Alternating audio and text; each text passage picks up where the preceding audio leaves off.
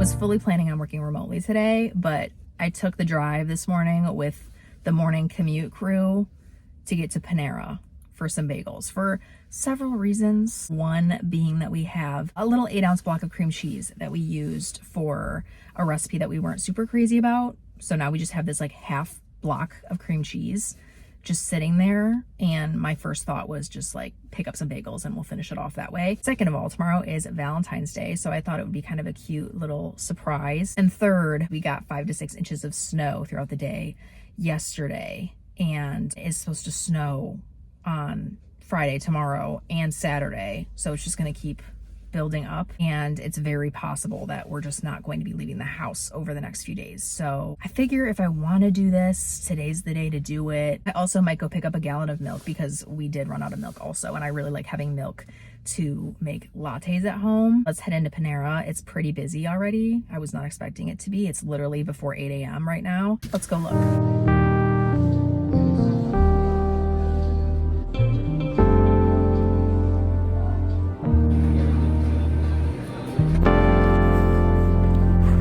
They had all the kinds that I wanted.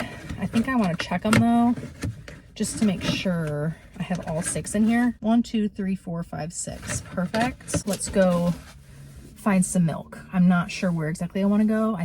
I'm pretty sure I'm going to go to a Quick Trip gas station. It's just a matter of which location I want to go to because this is like right in the heart of the city. So the traffic is a little crazy, and with the snow on the ground, it's like I don't even want to try to like cross any busy intersections if I don't have to. So we'll figure it out, and then we will recoup and reconvene at home. We made it home, which thank goodness for that, because honestly the way back home, the drive back home, was a lot worse than the drive there, in part because I ended up going to Target instead of just a gas station, because I not only wanted to grab my 1%, but I also decided it would probably be wise to grab some more espresso pods for my Nespresso, because I'm down to like 2 right now. And if I'm gonna buy a whole gallon of milk specifically for lattes, I wanna make sure I have enough pods to go through said milk. So I'm convinced I don't belong in this city. Like, this is not my city, not only because of the snow in general and the fact that snow is here, but also because of the way people drive in the snow. The lane changes are crazy. But I literally was trying to turn into Target and it was a left turn, so I had to go through a lane of traffic that was backed up because our stoplights here are so ridiculous. And there was a lady in her vehicle like cussing the person in front of them out and like turning to me and going, just calling them all sorts of names. Like I could see it.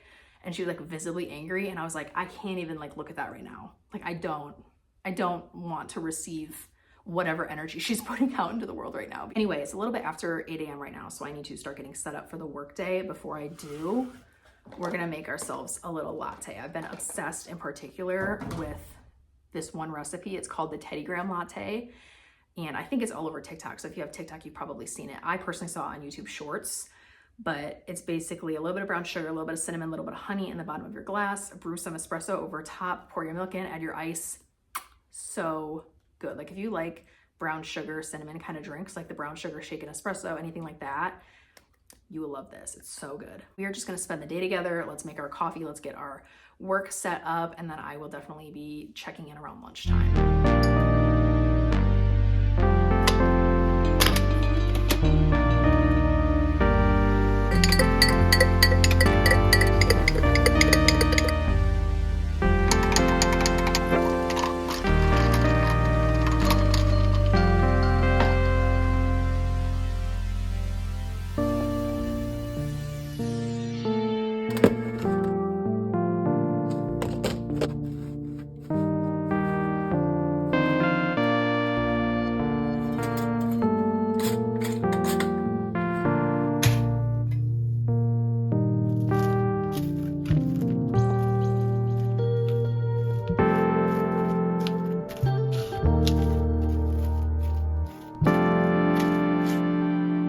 Wrapped up the remote work day, but before we get straight into all of our evening activities and our evening agenda, I thought we could just take some time to pause and have a cozy little moment to chat about books, what I've been reading, what is on my TBR list, the apps on my Kindle Fire that I've been using specifically for the purpose of reading, all of the good stuff. So I hope you like to read, because it's all I've been able to do lately, with it being as cold as it is, with the weather being how it is. If you know, you know, okay?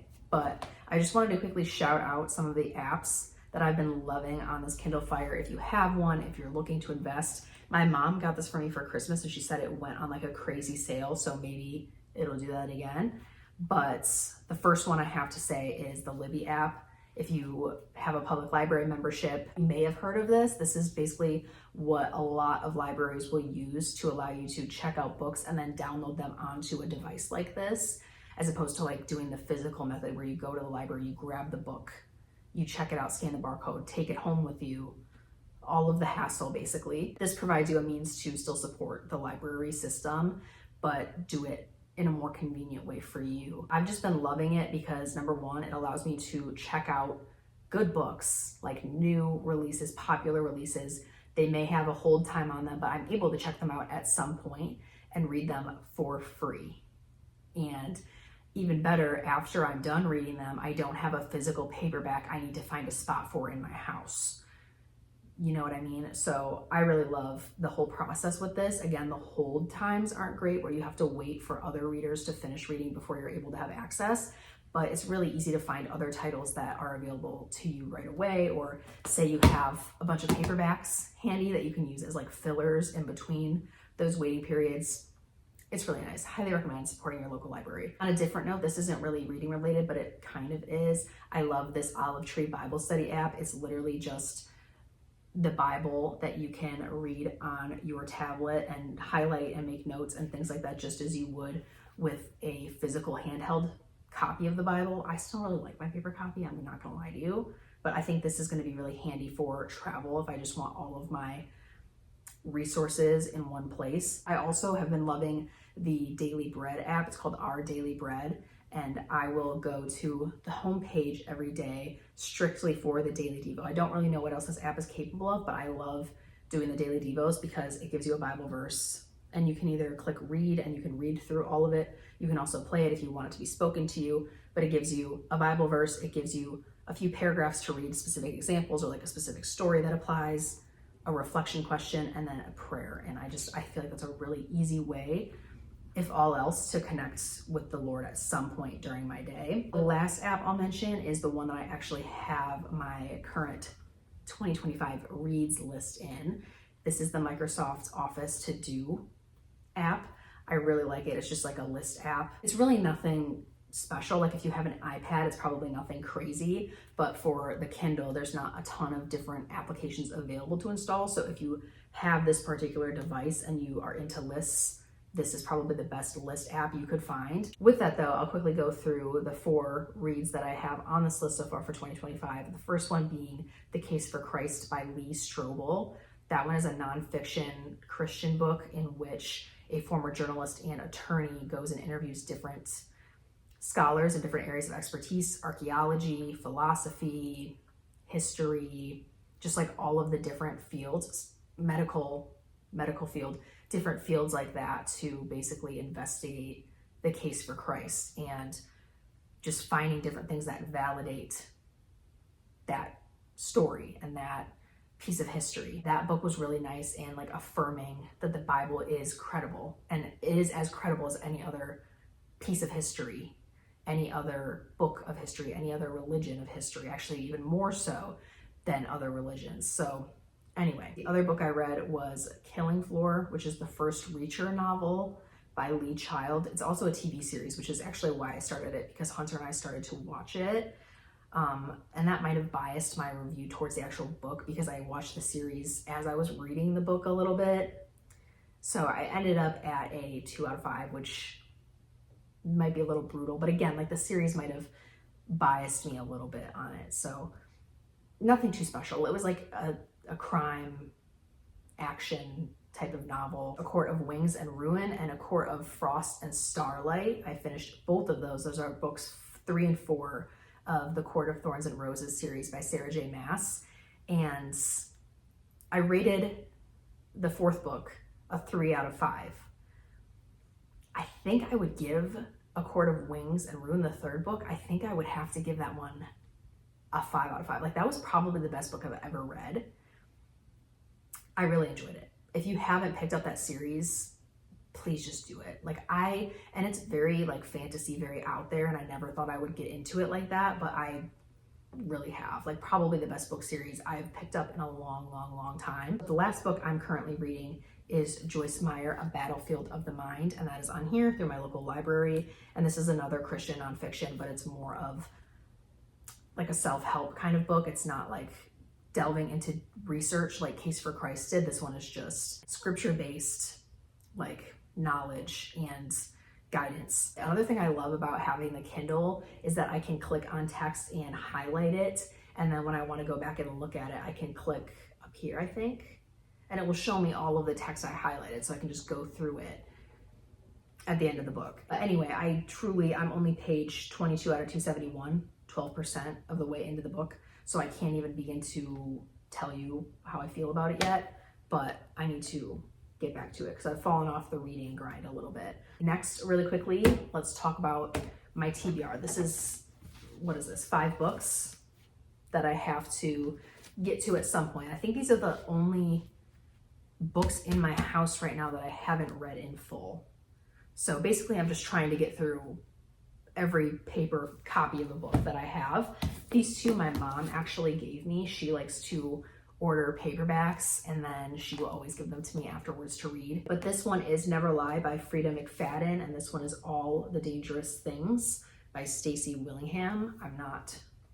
I've heard of this one. I think I've heard of both, but I would like to get into these probably next because my mom just gave me these ones. Also higher on the priority list is the last book of A Court of Thorns and Roses, obviously, because we're 4 out of 5 right now. We just need to finish strong. But part of me wants to just like draw this series out as long as possible because it is so good, and I just have a feeling this book is gonna be really good. I also have Book Lovers by Emily Henry on here. I don't usually get into books like this, but I was gifted this one for Christmas by Hunter's cousin, and I trust her taste, so we'll see. And plus, this one's really popular, so I will have to get into this one at some point. This would probably be a good like summer book, honestly, just like a light, relaxing read. And then the last book I have is another nonfiction book, which I actually started a long time ago and then just never fully finished. It's called The Psychology of Money by Morgan Housel.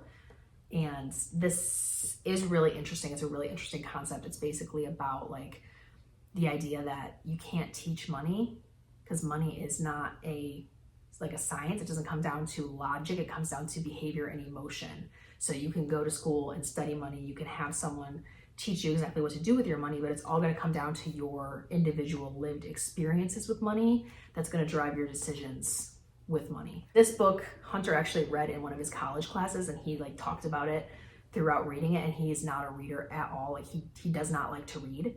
So it intrigued me. I'd like to be able to read this so I can talk about it with him, and so I'm able to experience what he views as being such a great read. So that's that. I tried my best to not draw out this conversation too much in case you're not really into the reading content. Let me know if you are though, and let me know what you're reading, if you've heard of any of these books, if there's anything you think I should read.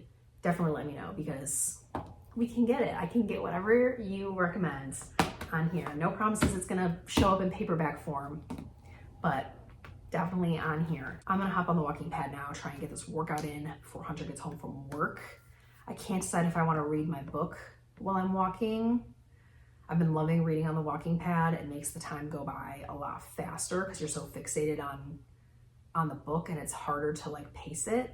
You don't know how much time is passing as much, but I also go between that and then pulling up a YouTube video as well. But I find myself counting down the minutes more with the YouTube video, like checking, because I'll be like, well, at this point in the YouTube video, that's when I'll be done walking. And then I just continue to check for that time. And it's the same energy as checking for the time on the treadmill. So I don't know, I have to figure it out. I also have to get a Bible study, and maybe I'll do some Bible study on the treadmill. I like doing that as well. But then when it comes time to actually like highlight or make a note in my Bible, I cannot do it because I'm walking and I'm in motion. Let me stop rambling and go and be productive for the last little bit of my day, and then we can relax and just unwind and reset and prepare for another work day tomorrow and also Valentine's Day.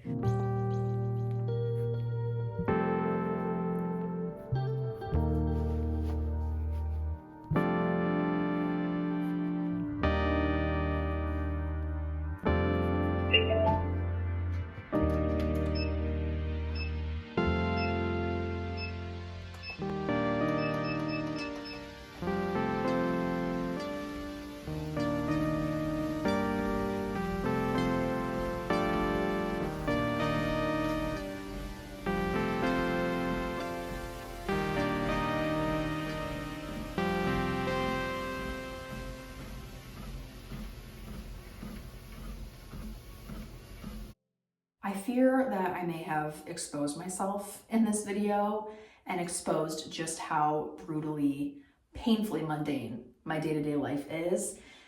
I was actually just on the walking pad editing this video, and I just kept thinking to myself, like, is this boring? Like, is this good content? Like, do people really want to watch this? Am I boring? Like, just completely overthinking it as I was editing and just rewatching the same clips over and over and over until I went completely numb to them and like didn't even know what to think anymore. Like, I just, I don't even know. I had that realization that like I completely put my life out there in the most honest way possible. Like, this is the most genuine representation of my daily life. But it was just an interesting thought process I was having because like I love my life. I'm very happy with my life. I think it's enough for me. But then as I watch it back on film, I'm like, is this enough? Like, is this enough for others? And I'm realizing I need to not care about that, because if it's enough for me, it's going to be enough for my audience and the audience that chooses me. Basically, like, some people are going to get it, some people aren't going to get it. Some people are going to stay for the mundane, repetitive lifestyle, and some people are going to go. I think most people live a very similar lifestyle to mine, where it's like working a 9 to 5 or working in general throughout their weeks and then coming home and taking care of their home and just kind of like finding joy in the little things in life. And some people like to live through others who are traveling and living in the big city and spending lots of money and things like that. But there might be people out there that want to see the realistic side of life. And that's what I'm bringing, I think. So anyway, though, I want to close out the vlog. I'm about to get unready and get ready for bed. Little retinol update. I've been using the Kiehl's microdose retinol. I talked about it in my New Year's reset that I was starting it, and so far so good. Very minimal breakout going on, if at all. And it has made a slight change in like the texture of my skin and just like the radiance of it. Not a huge difference though, because this is a very low dose, but I'm looking forward to upping my retinol percentage to see more drastic results in the future, but I needed to start somewhere. But yes, that's going to be it for the day today. I'm gonna head off to bed. I hope you all enjoyed. Thank you so much for spending this super realistic and raw and hopefully relatable day in my life working a 9 to 5. Remember to like, comment, and subscribe, and I will catch you back here next week for another weekly vlog.